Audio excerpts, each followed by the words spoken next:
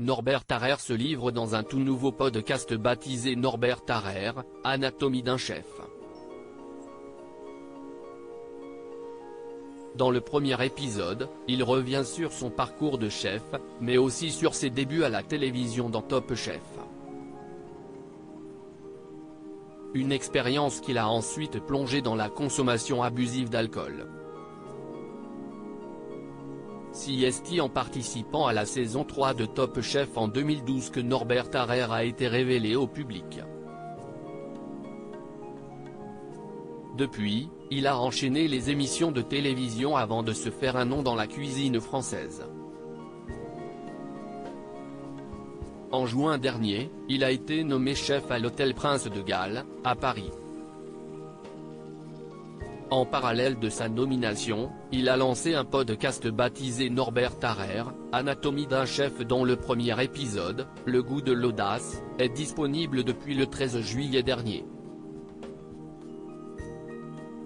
Dans cet audio, il revient sur son parcours en tant que chef et évoque ses rencontres culinaires, notamment avec Bernard Loiseau. Mon caractère s'est révélé dans sa cuisine à 20 ans. À l'époque, c'est clairement le chef le plus reconnu du monde, c'est déjà une légende. Je venais de débuter ma carrière, enfin j'étais qu'un commis, mais j'avais déjà une petite chose qui me caractérisait, j'avais peur de rien. Il faut savoir que je suis rentré chez lui avec un faux CV, raconte-t-il. Un mensonge qui n'a finalement pas duré, Bernard Loiseau ayant fini par le griller devant tout le monde. Norbert Tarrer, comment Top Chef a changé sa vie? Dans la suite de son podcast, Norbert Tarrer revient sans surprise sur son casting de Top Chef, lui qui avoue aimer la télévision. Ça m'a permis d'être connu et de faire valoir mes talents. Je sais que tout n'est pas vrai, tout est monté, tout est écrit, je sais que la télévision peut être fermée dans un rôle et qu'il est très dur d'en sortir. Dans mon cas, je n'ai jamais voulu mentir aux gens.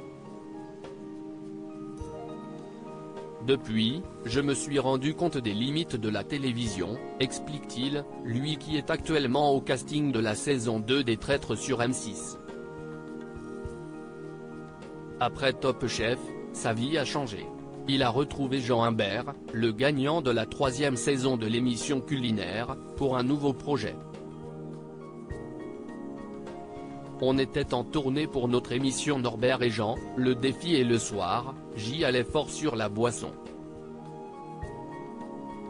Jean était plus mesuré, plus introverti. Moi, j'étais insatiable, révèle-t-il.